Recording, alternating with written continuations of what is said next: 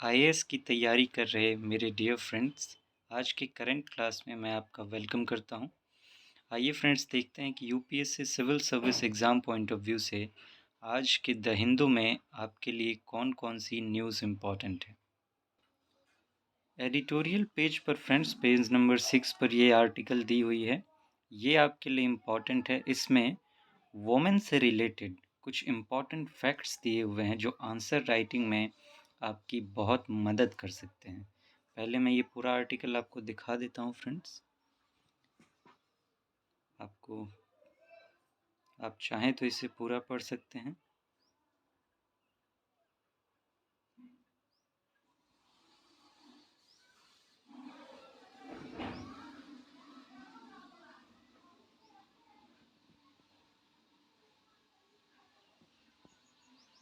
अब आइए फ्रेंड्स, देखते हैं कि इस आर्टिकल में क्या क्या आपके लिए इम्पोर्टेंट है।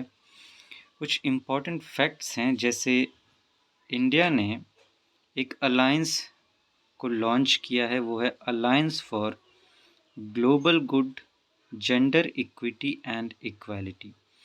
ये जो वुमेन से रिलेटेड फैक्ट्स इसमें होंगे फ्रेंड्स। ये सोसाइटी आपके सिलेबस में, आप जानते हैं आपका सब्जेक्ट है, और सोसाइटी में वुमेन भी आपका एक इम्पॉर्टेंट टॉपिक है। वुमेन पर हर साल एक ना एक क्वेश्चन आता ही है, कभी कभी तो दो भी आ जाते हैं। और ऐसे लगभग हर एक साल कोई ना कोई एंगल ऐसा होता है कि वुमेन से रिलेटेड कुछ ऐसे पूछे जाते हैं। तो ऐसे राइटिंग में भी ये फैक्ट आपकी बहुत मदद करेंगे। अभी वर्ल्ड इकोनॉमिक फोरम का जो है, उसका मीटिंग हुआ कहाँ? दावोस में। दावोस स्विट्ज़रलैंड में है। वहाँ हर साल मीटिंग होती है वर्ल्ड इकोनॉमिक फोरम की। तो उस मीटिंग में इंडिया ने एक इनिशिएटिव लॉन्च किया, उसका नाम था alliance for global good, gender equity and equality. कि एक अलायंस क्रिएट करेंगे, संबंध क्रिएट करेंगे, किसके लिए? ग्लोबल गुड, दुनिया की भलाई के लिए। उसका मकसद क्या होगा? जेंडर इक्विटी एंड इक्वालिटी, कि इन आदमी, मैन एंड वोमेन दोनों उनके बीच में इक्विटी रहे और इक्वालिटी भी रहे। इक्विटी और इक्वालिटी में फ़र्क क्या हो सकता है, ये आप समझ सकते हैं। इक्विटी क्या है? कि हर स्तर पर समान रहें। इक्वालिटी क्या है? एक्शन बेस्ड, या फिर आप यूँ कहिए कि जो लॉज हैं, चीज़ें हैं, और भी जो इकोनॉमिक एस्पेक्ट्स हैं, उनको लेकर इक्वालिटी बना हुआ रहना दोनों में। तो इस तरह की बातें हैं। तो वोमेन और मैन, अब दोनों को बराबर लेकर चलने की बात कही जा रही है। और क्या क्या फैक्ट्स हैं देखिए। वोमेन्स रिजर्वेशन बिल आप जानते हैं कि पास हो चुका है। इसने क्या इंश्योर किया है? Reservation of 1/3 of seats for women in parliament and state assemblies, कि 1/3 सीट जो है पार्लियामेंट में और स्टेट असेंबलीज में वुमेन के लिए रिजर्व रहेगी। इससे वुमेन एम्पावरमेंट होगा। इस बार जो बजट आया है उसमें $27 बिलियन जो है जेंडर बजट के लिए अलग से दिया गया है। ये भी एक इम्पॉर्टेंट कदम है। इससे क्या होगा? वुमेन के लिए काम कर सकेंगे, उनके लिए नौकरियां प्रोवाइड करना, हेल्थ रिलेटेड फैसिलिटीज़ प्रोवाइड करना, एजुकेशन प्रोवाइड करना, स्पेशल स्कीम्स प्रोवाइड करना, इन सब पे ज़्यादा से ज़्यादा काम हो सकेगा। और भी कुछ इम्पॉर्टेंट डेटा हैं कि इंडिया में जो female labour force participation rate है, वो 23.3% जो 2017-18 में था, वो बढ़कर अब 37% हो गया है 2022-23 में। ये डेटा किसने दिया है? Data from the annual periodic labour force surveys. ये एम्प्लॉयमेंट अनएम्प्लॉयमेंट, इस पर जो है सर्वे करती है पेरियोडिक लेबर फोर्स। तो इस सर्वे में ये डेटा निकल के आया है। अब देखिए, female enrolment in higher education has gone up by 28% in last 10 years। कि जो एजुकेशन में, हायर एजुकेशन की बात करें, उसमें जो वुमेन फीमेल्स नाम लिखवा रही हैं, उनका इनरोलमेंट कितना बढ़ गया? 10 साल में 28% से बढ़ गया है। और स्टेम कोर्सेज, जिसमें साइंस, टेक्नोलॉजी, इंजीनियरिंग, मैथमेटिक्स होती है, जो माना जाता है कि वुमेन इसमें वीक होती हैं, उनमें वुमेन का जो शेयर है अब 43% हो गया है, जो कि वर्ल्ड के हाईएस्ट में से एक है। रूरल इंडिया की बात करें तो लगभग 9 करोड़ महिलाएं, over 9 crore women are participating in 83 lakh self help groups. Self help group भी आपके लिए इम्पोर्टेंट टॉपिक है, तो उसमें भी आप इसका इस्तेमाल कर सकते हैं, और वुमेन में भी आप इसका इस्तेमाल कर सकते हैं कि लगभग 9 करोड़ महिलाएं जो हैं 83 लाख सेल्फ हेल्प ग्रुप्स में काम कर रही हैं। इससे रूरल इंडिया का भी डेवलपमेंट हो रहा है, तो रूरल डेवलपमेंट के लिए भी आप इस फैक्ट का इस्तेमाल कर सकते हैं। इस एक फैक्ट का आप 3-4 जगह इस्तेमाल कर सकते हैं। एक और वर्ल्ड इकोनॉमिक फोरम के ही मीटिंग में एक और इनिशिएटिव सामने आया, कौन सा? We lead launch. एक प्लेटफॉर्म स्टार्ट किया गया है, किसके द्वारा? Ministry of women and child development and the confederation of Indian industry, ये दोनों मिलकर वी लीड लॉन्च एक प्लेटफॉर्म इन्होंने तैयार किया। ये प्लेटफॉर्म क्या करेगा? Platform to have many meaningful deliberations around the world around how the world can contribute, join and drive inclusive development. Inclusive development के लिए एक प्लेटफॉर्म तैयार किया गया है, वी लीड लाउंज, कि इस पर क्या होगी कि दुनिया के जो अच्छे अच्छे एक्सपीरियंसेस है वह अपने एक्सपीरियंस बताएंगे कि कैसे वो डेवलपमेंट कर रहे हैं। इससे क्या हो पाएगा? Inclusive development. अब देखिए, इंक्लूसिव ग्रोथ जो है आपके जीएस पेपर 3 के सिलेबस में है, वहाँ ये आपकी मदद करेगा आंसर राइटिंग में। ये एक अच्छा फैक्ट है, आप इंक्लूसिव ग्रोथ के टॉपिक में उनके आंसर राइटिंग में कोट कर सकते हैं। इंक्लूसिव ग्रोथ पर लगभग हर साल जीएस पेपर 3 के इकोनॉमी में क्वेश्चन पूछे जाते हैं।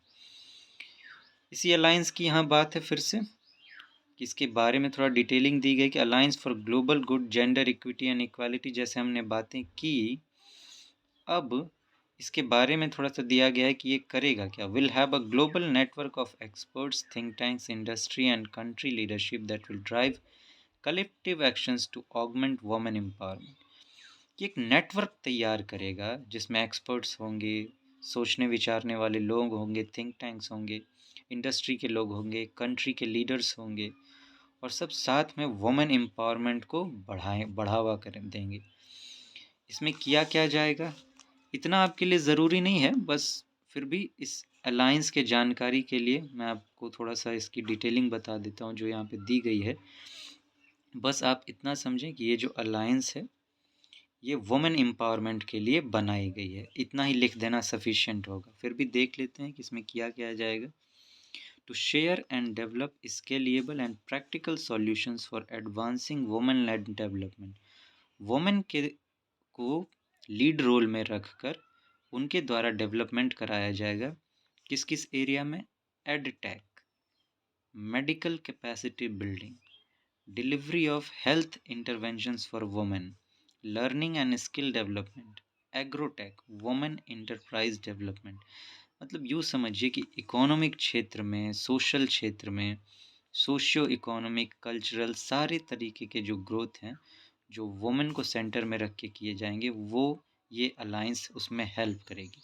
ये आपको याद करने की बिल्कुल ज़रूरत नहीं है, बस आप इतना ध्यान रखें कि एक अलायंस स्टार्ट की गई है जो कि वुमेन एम्पावरमेंट के लिए काम करेगी। आप इसी फैक्ट को लिख देंगे एग्ज़ाम में, उतना ही सफिशिएंट होगा। अब चलिए फ्रेंड्स, नेक्स्ट न्यूज़ आइटम पर चलते हैं।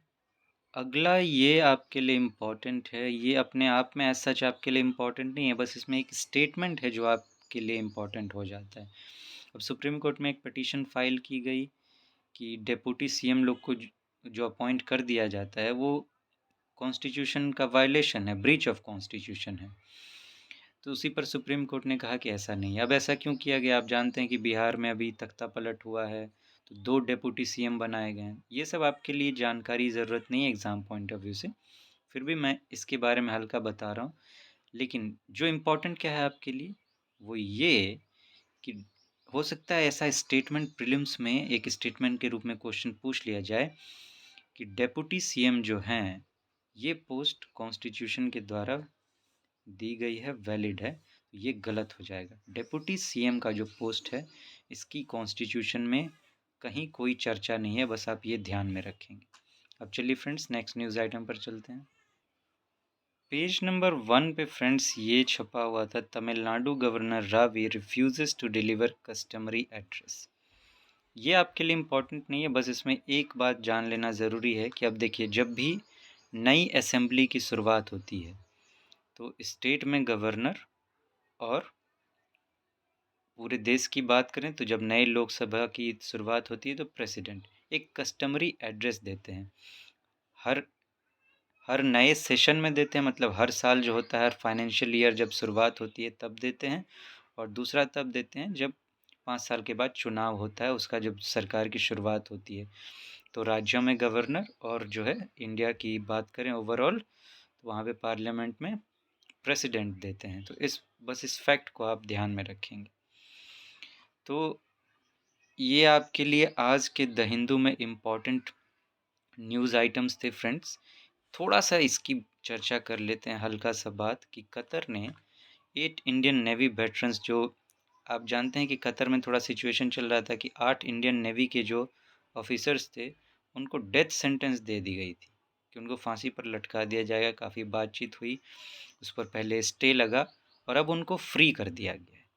ये मैं इसकी चर्चा क्यों कर रहा हूँ, वो इसलिए कि ये दिखाता है कि इंडिया की अब दुनिया में कितनी पहुँच बढ़ रही है। इंडिया के फॉरेन पॉलिसी के क्षेत्र में इंडिया के बढ़ते हुए पावर को दिखाता है। तो अब इस इंडिया के को लेकर बस इस फैक्ट को ध्यान रखेंगे। हो सकता है कभी ये आंसर राइटिंग में एक फैक्ट के रूप में इंडिया के बढ़ते हुए पावर को दिखाते हुए आपकी मदद करें। तो फ्रेंड्स आज के द हिंदू में यही आपके लिए इम्पोर्टेंट थे। इसके अलावा मुझे कोई भी एग्ज़ाम पॉइंट ऑफ व्यू से इम्पोर्टेंट नहीं लग रहा है। तो फ्रेंड्स फिर मिलते हैं, तब तक आप अपना ध्यान रखें। Thank you so much.